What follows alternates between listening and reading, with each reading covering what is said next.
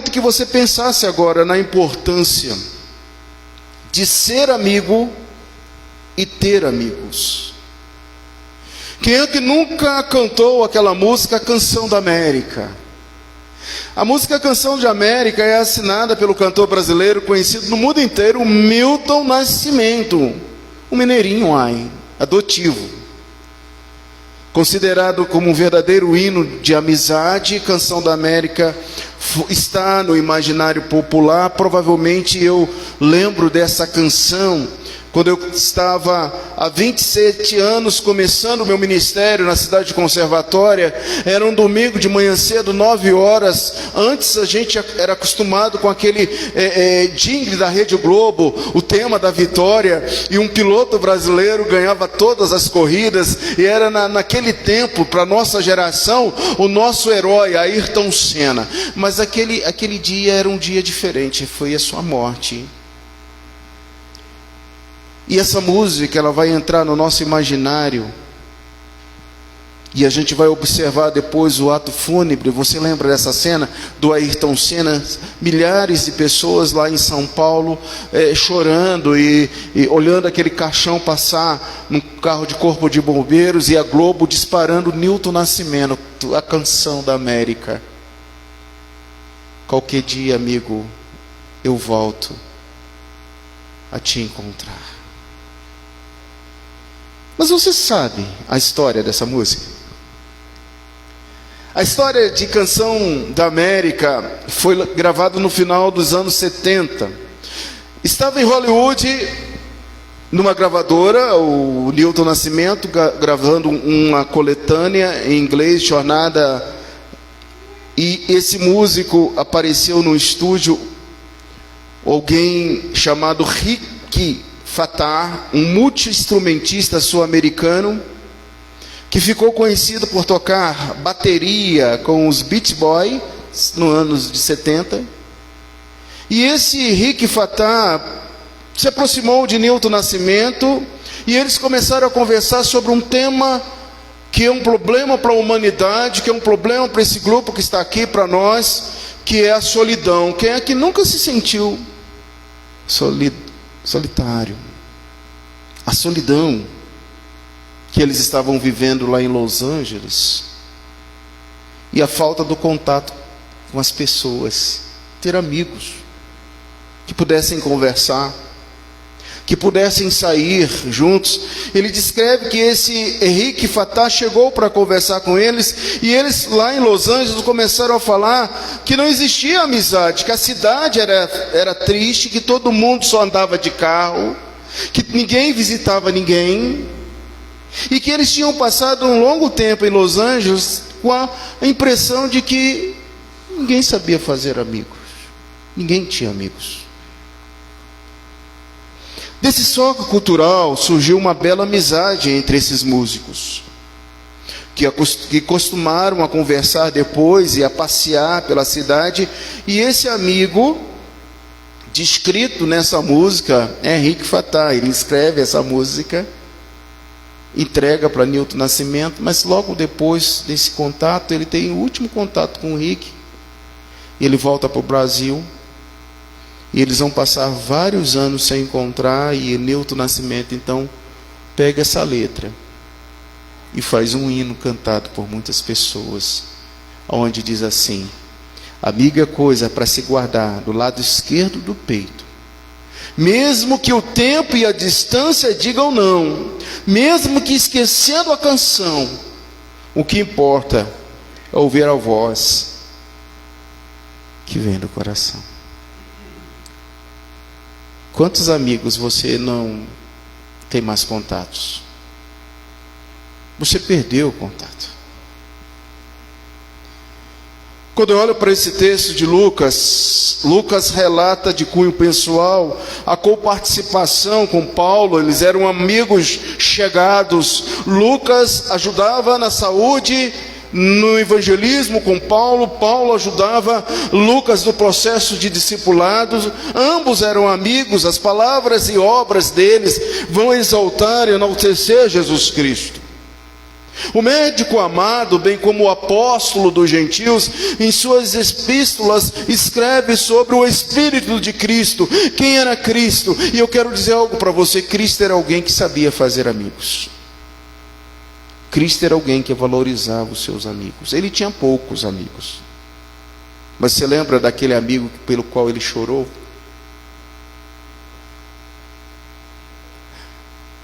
Você lembra que ele foi ao encontro depois de alguns dias e ressuscitou aquele amigo? O quanto era importante Lázaro para Jesus. Ter amigos e ser amigos. Esse é o nosso foco nessa noite. Mas no sermão passado, no contexto passado, nós lidamos com uma pergunta. Nós lidamos com aquela pergunta que foi feita: qual a pior doença do ser humano? Você lembra? E nós falamos que a pior doença do ser humano é a doença espiritual. Não existe outra forma. Se você não ainda fez, hoje devemos aprender com esse leproso. A cura desse leproso nos remeteu à pior enfermidade que existe, a enfermidade espiritual, que é análoga ao pecado. O pecado mata o corpo, o pecado destrói o espírito, e você deve ter cuidado com os teus pecados. Se eles forem pecados de estimação, você precisa tratar. Nós vimos no domingo passado que o leproso, ele chega diante do Senhor e ele pede essa cura. E a cura foi integral. Quando o Senhor Jesus disse: o teu pecado te isola da comunhão com Deus e com os irmãos, nós vimos a vida daquele leproso, que era uma vida que não tinha vida social, não tinha vida moral, não tinha vida espiritual. Ele era um separado, segregado, e a única esperança da cura era Jesus. E nós afirmamos que a qualidade da vida do leproso era uma boa semente. Aquele leproso, como esse paralítico que está aqui também, nós já lemos a história, uma boa semente de Cristo, como você é, como a sua família, como seus filhos. Você é uma boa semente do Senhor e não pode deixar o pecado, a enfermidade espiritual te abater. Nós terminamos o sermão passado falando sobre o porquê de pedirmos perdão pelos nossos pecados. Confessamos os nossos pecados de maneira objetiva por causa da nossa culpabilidade. Mas isso foi assunto passado. Estudamos isso no domingo passado. O meu resumo hoje é em relação a Jesus. Jesus, o Filho de Deus, sendo verdadeiro e eterno, Deus tomou sobre si a natureza humana. Dentro da dupla natureza de Jesus, a natureza divina e a natureza humana, 100%, e Jesus agora pega a natureza humana e nos ensina da importância de sermos amigos e termos amigos. O que diz esse texto? A cura de um paralítico é uma história conhecidíssima, muito conhecidíssima. Ela é representada, ela é repassada, reprisada nos evangelhos. Mateus capítulo 9, de 1 a 8, Marcos 2, de 1 a 12, vai escrever a cura desse paralítico, à luz dos outros evangelhos. Mas vem comigo.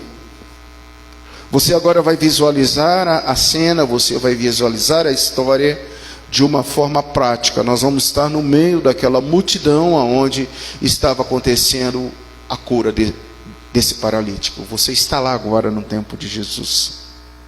Era mais uma oportunidade. Aquele que curava todas as enfermidades estava ensinando mais uma vez. Ele estava numa casa alugada estrategicamente. Ele estava dentro de uma casa e estava presente com ele muitas pessoas. Havia fariseus, havia mestres da lei, havia gente de todas as vilas da Galileia, da Judeia e de Jerusalém. Como apresentar a Jesus nosso amigo? O nosso amigo paralítico, que nós não sabemos o nome. Nosso amigo que era bem humilde. Mas nosso amigo tinha alguns amigos. E esses amigos começaram a pensar num projeto de apresentar esse paralítico a Jesus. Como colocar esse paralítico diante de Jesus? Pensavam aqueles amigos. De um lado havia um amigo cético que dizia: esse projeto não vai dar certo. Nós não vamos conseguir colocar nosso amigo paralítico diante de Jesus. Do outro lado havia outro mais otimista: nós vamos tentar, se não der certo, nós tentamos apresentar a Jesus o nosso amigo paralítico. Toda tentativa seria válida. Aliás, para um amigo não há esforço.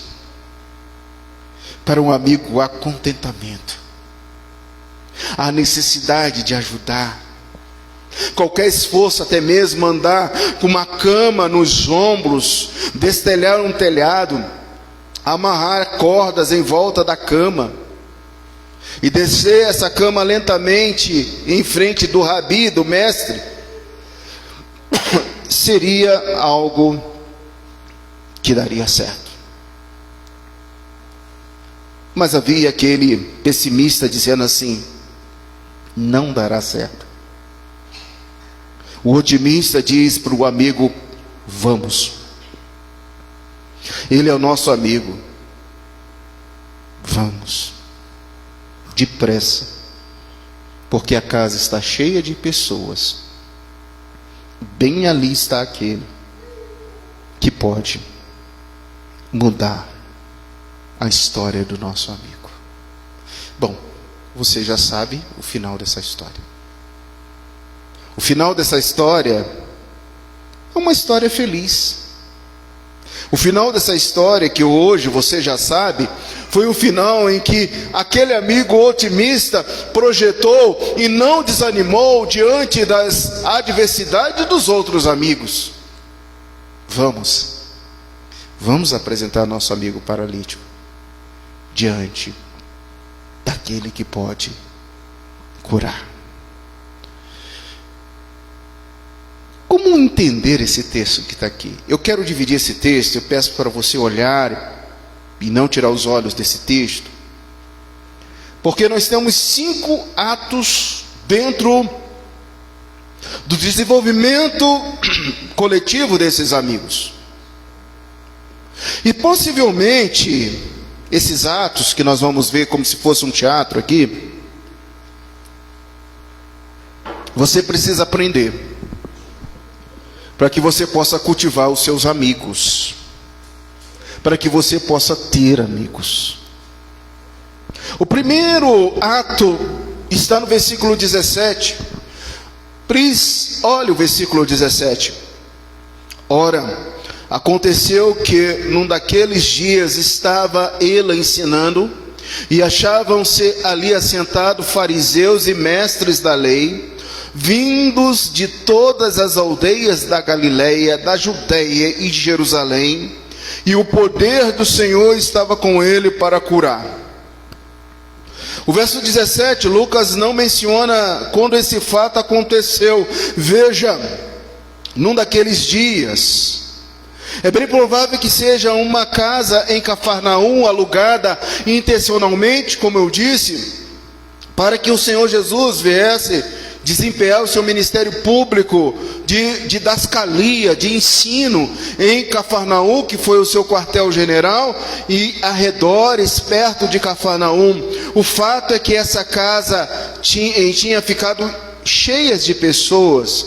Quando você lê Lucas 5, 17, 19, Marcos 2, 2, podemos auferir que os discípulos e amigos de Jesus estavam presentes e que havia um genuíno interesse pela verdade, pelo ensino. Também havia pessoas muito curiosas, como o Dr. Lucas descreve, fariseus, mestres da lei e outras pessoas que ali estavam.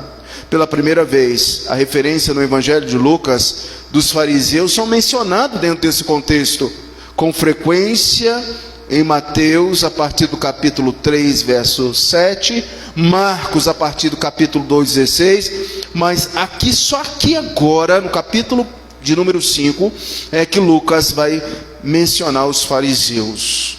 Quem eram os fariseus?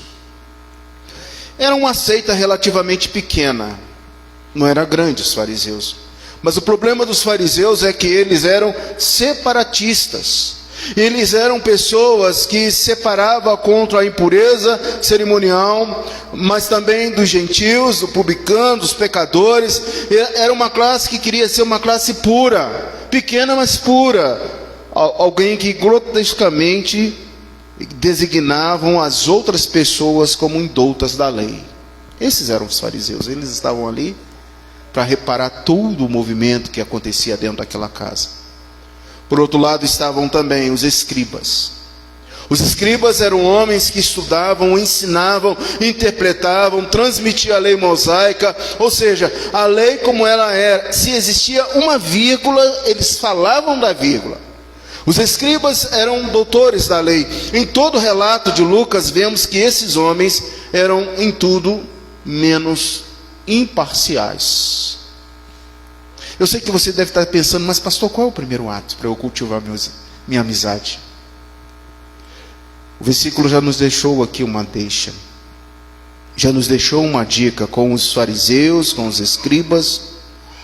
O doutor Lucas acrescenta que o poder do Senhor Yahvé estava com Jesus. Veja o final do versículo: o poder do Senhor estava com ele para curar, significando capacidade de cura descrita nessa história, que tanto afetaria não só a paralisia daquele homem que não podia andar. Nós não sabemos se ele se tornou paralítico ou se ele já nasceu paralítico, mas no final do texto nós vamos ver que era uma doença degenerativa, uma doença que deixou aquele homem prostrado no leito por muitos e muitos anos, sem talvez poder levantar. O texto diz que ele não levantava e não andava. E aqui a gente começa a observar algo importante. Somente alguém 100% Deus, 100% homem, podia tomar sobre si a natureza humana daquela pessoa que estava. O primeiro ato para a gente cultivar os nossos amigos, meus irmãos, é entender o dilema, o conflito existencial das pessoas. Jesus estava diante de uma cena em que travaria um grande conflito com os fariseus, com os escribas, com as pessoas que estavam ali para ver um show. E ele agora para e ele observa que a cama descia diante dele, e ali Jesus, 100% Deus, leu todos os corações, leu todas as mentes que ali estavam, e ele diz: estou diante de um conflito. Ser amigo ou ter amigos é aprender a lidar com os conflitos. O amigo não é aquele que vai te falar aquilo que você quer ouvir. O amigo não é aquele que vai muitas vezes colocar panos quentes sobre aquilo que você faz, aquilo que você pensa. Mas o amigo é aquele que te dá uma dura. O amigo é aquele que te critica porque ele te ama e ele quer ver você bem. E você, nessa questão, vai entender que aquele amigo está te exortando porque ele te quer bem. Jesus, o melhor amigo de todos. Quantas e quantas vezes Jesus teve que enfrentar conflitos para manter a amizade? Você já passou por conflito com seus amigos? Sabe por que nós perdemos os nossos amigos? Porque nós não sabemos lidar com os conflitos. Eu quero que você pense sobre esse primeiro ato. Mas tem outros, são 5. Esse foi o primeiro. O segundo é o desafio. Versos 18 a 20 diz: e esse homem não tinha recurso, mas tinha amigos. A doença que atormentava era caracterizada pela perda total da capacidade de movimentos e era geralmente causada pela inabilidade dos músculos para a sua função, devido a algum dano nas áreas motoras do cérebro, da medula espinhal, além das passagens paralelas em Mateus, Marcos, veja Mateus 4, 24, 8, 5 a 13, Atos 8, 7, 9, 33, e você vai ver que no presente caso, seja qual for sido a parte de corpo afetada pela paralisia, o ponto de progresso agora é alcançado pela enfermidade. Um fato era evidente: a pessoa enferma não podia movimentar-se, tinha que ser carregados no mínimo por 4 homens. Qual a origem desses amigos?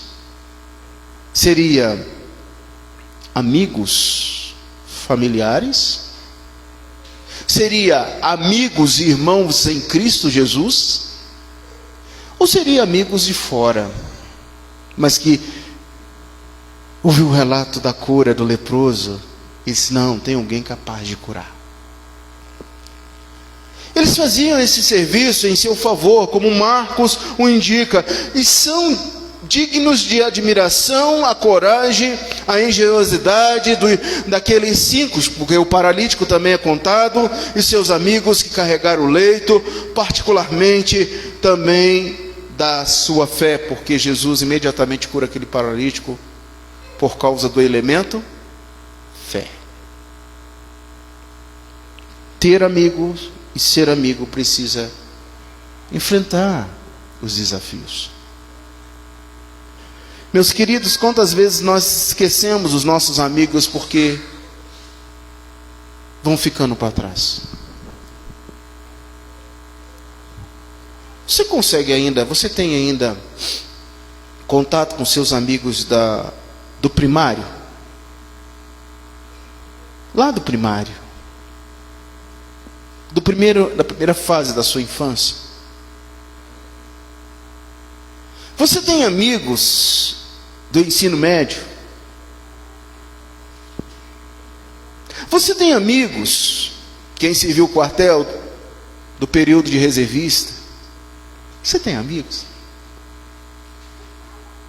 Por que a gente vai deixando os amigos? Eu vejo, meus irmãos, e agora estou falando da minha pessoa. Muitas vezes os meus amigos vão ficando, porque a velocidade do ministério, por onde eu vou andando, por onde eu vou passando, eles vão ficando, e se eu não souber cultivar os meus amigos, eles vão deixar de ser meus amigos. Amados, nós não sabemos enfrentar os desafios de uma amizade. O relato não diz que os amigos lá no teto tenham gritado para Jesus. O relato não diz isso. Nenhum dos evangelistas registram que o paralítico tenha tido alguma coisa com Jesus. No que diz respeito ao paralítico, ainda é possível ver e entender que a virtude da sua condição não estava no falar. Veja, do texto passado, na cura do leproso, o leproso fala: Senhor, o Senhor pode me curar. Nesse o paralítico está paralítico mudo, inerte, numa cama.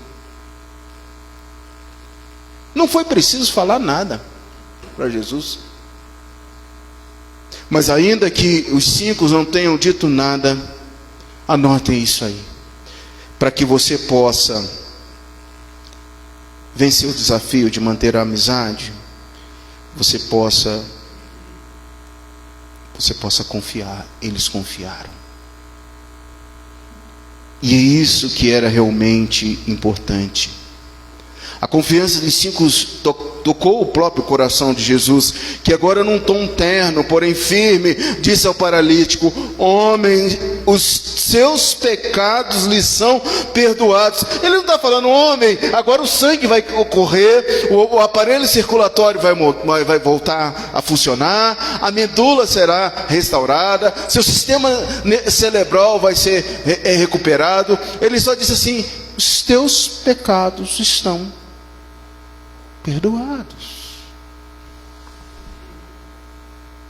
Foi definitivamente a fé dos 5 que fez com que essas palavras fluísse dos lábios do Salvador. Quanto a passagens que corroboram a esse fato e mostram a importância que o Salvador dava à fé, nós temos vários textos, como Hebreus 11:32 em sequência. Quando Jesus disse: perdoados são os teus pecados, assim literalmente ele afirmou: Jesus não só tirou o fardo da alma daquele sofredor, mas também purificou a alma e mais, curou o corpo. Então, segundo aspecto para que a gente possa cultivar os nossos amigos e ter amigos, encarar os desafios. Se você não mandar um WhatsApp, hoje está tão fácil. Se você não mandar um WhatsApp, se você não se interessar por aquele amigo, você vai deixar aquele amigo para trás. Você não vai cultivar a sua amizade. O desafio é grande. E se preciso, viajar alguns quilômetros para ir ao encontro do seu amigo, você precisa fazer isso. Terceiro, o versículo 21 diz para nós assim: os escribas e os fariseus arrazoavam, dizendo: quem é este que diz blasfêmias? Que pode perdoar pecados senão Deus? Quem pode perdoar pecados senão Deus? A amizade, ela passa por ataques. Quantas vezes depois do desafio de você manter a sua amizade, de ser amigo de uma pessoa, você é atacado, é assolado no seu coração? Os escribas que tinham vindo com o intuito de surpreender Jesus em alguma falha, não havia lugar para participação no júbilo desse homem gravemente enfermo, o qual nesse momento ouviu as palavras de alentos e de alegria. Deu um modo sumariamente interrogatório, e esses inimigos então dentro da casa estão com seus corações obstinados, com vozes audíveis transformadas. Mas Jesus observa o coração daquelas pessoas. Não é ele a fonte tanto da disposição quanto dos sentimentos e dos pensamentos? O coração de um homem não revela que gênero de pessoa realmente ele é? O coração dos escribas estão fazendo agora guerra contra Jesus. Estão acusando de proferir blasfêmias, estão realizando um diálogo em que os seus pensamentos não vão e vêm, e eis que diz: quem é esse cidadão que profere blasfêmias? Jesus está agora reivindicando para si uma prerrogativa que pertence exclusivamente a Deus. Os escribas consideravam a remissão de pecados uma prerrogativa divina, e Jesus ali, ele é 100% Deus e 100% homem. Ele é o Filho de Deus, que traz sobre si toda a sua humanidade. Os escribas colocam duas opções para Jesus. A primeira: se Jesus é o que de forma implícita diz ser, ou seja, Deus. Segunda: se ele é Deus, se ele não é Deus, ele está blasfemando no sentido que injustamente pretende possuir os atributos e prerrogativa da deidade. Mas nós sabemos, ele é 100% Deus. Irmãos, quantos ataques nós já sofremos que destruiu verdadeiras amizades? Fulano de tal inventou isso, Beltrano falou isso, e você não foi aquela pessoa, e você não conversou, e você deixou de ser amigo, perdeu um amigo, porque houve um ataque. Meus queridos irmãos, ser amigos e ter amigos é algo importante. Quarto ato, para a gente manter a amizade e ser amigo, é proporcionar uma vitória. Versos de 22 a 25, ele traz para nós a vitória, aonde diz assim, Jesus, porém, conhecendo os pensamentos pecados. Já estudamos sobre essa questão da expressão filho do homem. A designação de que Jesus era e usa para si a glória do Filho do Homem é também evidente nesse relato. O fato é que, cheio de alegria, glorificando a Deus, assim Jesus demonstra que estava revestido de autoridade e majestade. Sendo esse o caso, ele também tinha o direito e o poder de perdoar pecado. Sua vitória era, portanto, completa. Somente o Filho de Deus, sendo verdadeiro e eterno Deus, tomou sobre si a natureza humana. Ninguém foi tão mais, assim, próximo daquele paralítico, teve empatia daquele paralítico, do que Cristo. Ele leu todo o seu público que estava naquela casa. Ele leu a fé, confiança dos seus amigos. Ele leu a vida daquele paralítico. E agora então ele diz: toma teu leito e anda. Você está notando, você está vendo que para você manter a sua amizade, você precisa colaborar por uma grande vitória do seu amigo? E deixar os seus amigos também te proporcionar vitórias. Porque às vezes, irmãos, a nossa arrogância é tanto que a gente não aceita, vamos lá, usar uma fala da SAF, um mimo dos nossos amigos. Nós assim, a repulsa de uma bênção, de uma ajuda. Eu quero te ajudar, eu vou te ajudar nesse quesito. Eu sou o seu irmão, eu sou seu amigo, então eu vou te proporcionar algo, uma vitória. E ao mesmo tempo você não se coloca ao lado de ajudar um amigo, de conceder uma bênção ao amigo. Como você vai manter os seus amigos?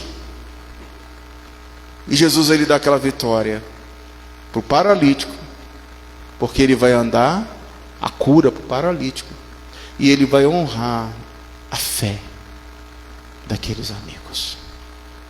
Vamos por último, a última cena. O quinto e último ato é o triunfo, e está no versículo 26. Leia o versículo 26 aí. Os três sinóticos informam quão jubilosamente os espectadores reagiram ao que tinha acabado de presenciar. E nós estamos naquela casa, nós estamos nesse relato, e nós podemos verificar, Marcos registra o espanto do povo. Uau! Jamais em uma experiência pregressa tinha visto algo semelhante. Um homem descendo numa cama e recebendo a cura, e andando e pegando a sua cama agora. Ele já agora com os amigos, você imagina, levando a cama nos ombros, e ele andando, ajudando levar aquela cama. Lucas aqui relata que o assombro se apoderou-se de todos.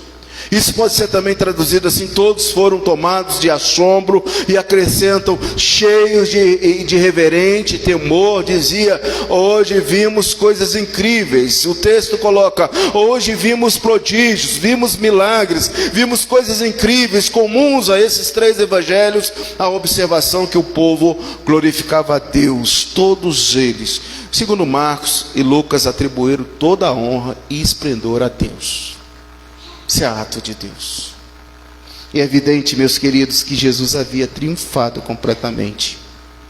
No progresso de concretizá-lo, ele comunica inestimavelmente bênçãos espirituais e físicas. Um homem dolorosamente afligido dera alegria a 4 amigos. Quando você ajuda alguém, o maior contentamento é seu. Pode ter certeza. Quantas vezes já aconteceu isso com você, de você ir abençoar seus amigos, e quando você chegou lá, você que foi abençoado? Houve contentamento.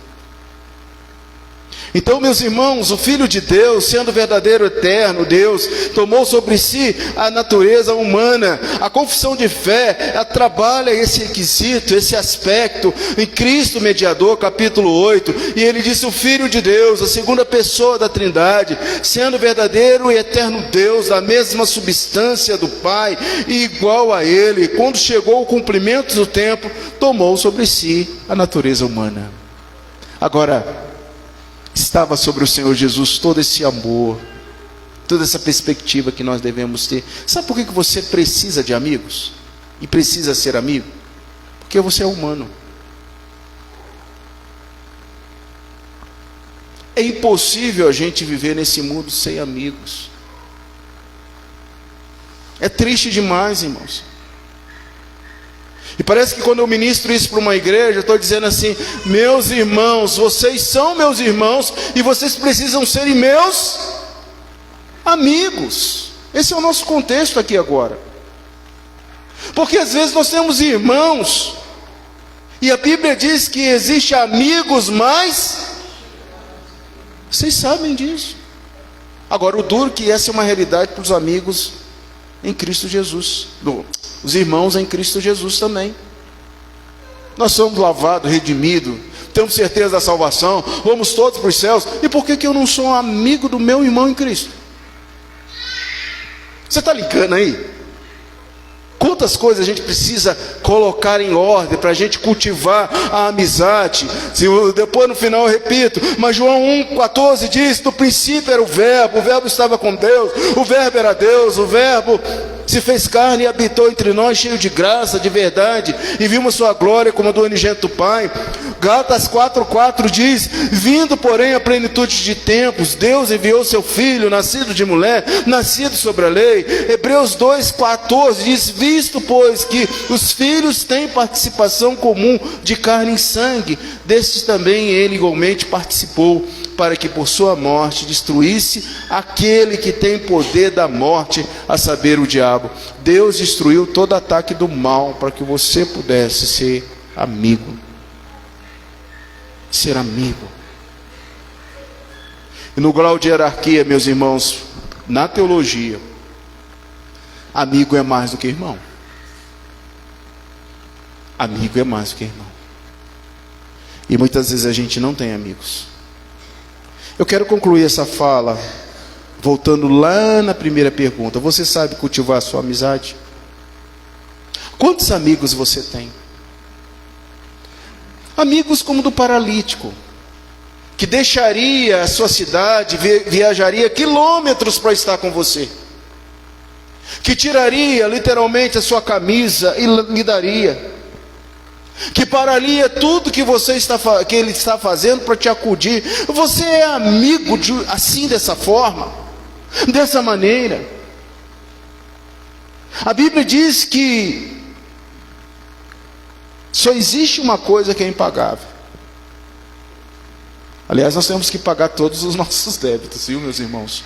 Até para cultivar a amizade, a gente tem que pagar aquilo que a gente pegou com um amigo. Se você pegou alguma coisa emprestada com um amigo, não tarde em devolver. E devolva na melhor perfeição. Mas existe uma coisa que a gente não tem como pagar. Sabe o que é? O amor.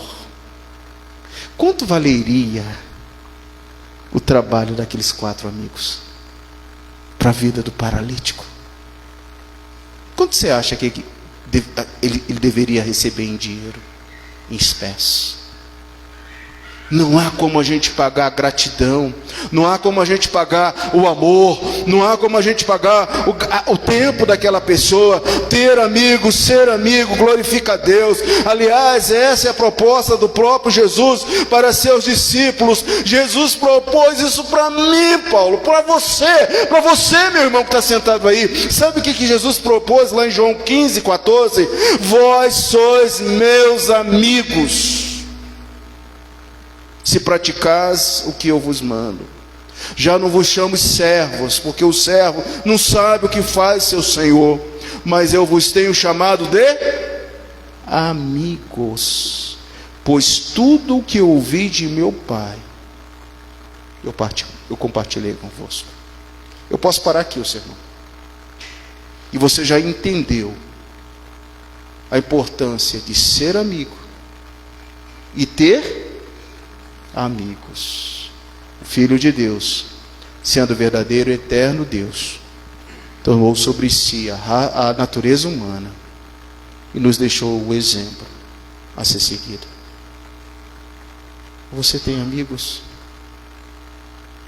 Você é amigo de alguém? Enquanto os meninos vão vir tocar o primeiro cântico, você vai estar orando pelos seus amigos. Você vai estar agradecendo pelos amigos que Deus te deu. E se porventura nessa noite você tem dificuldade em ter amigos, fala com Jesus: Senhor Jesus, eu quero ter amigos. Eu quero ser amigos. Amigos que possam carregar a minha cama. Amigos que possam me colocar diante de Jesus e dizer assim: vai, Ele está aqui, clame a Ele. Ele é o nosso melhor amigo. Não desista. Você tem um melhor, um dos melhores, que é Jesus. Esse é o melhor amigo. E você pode oferecer isso para seus amigos. Filho, nessa noite, hoje eu te ofereço Jesus, o melhor amigo. Irmão querido, hoje eu trago à sua mente a importância de ser amigo, de ter amigos. Quem sabe até dentro da igreja você precisa deixar de ser irmão e ser amigo. O amigo é cúmplice. O amigo puxa a orelha. O amigo exorta. O amigo é amigo. Ore aí agora, agradeça a Deus pelos teus amigos.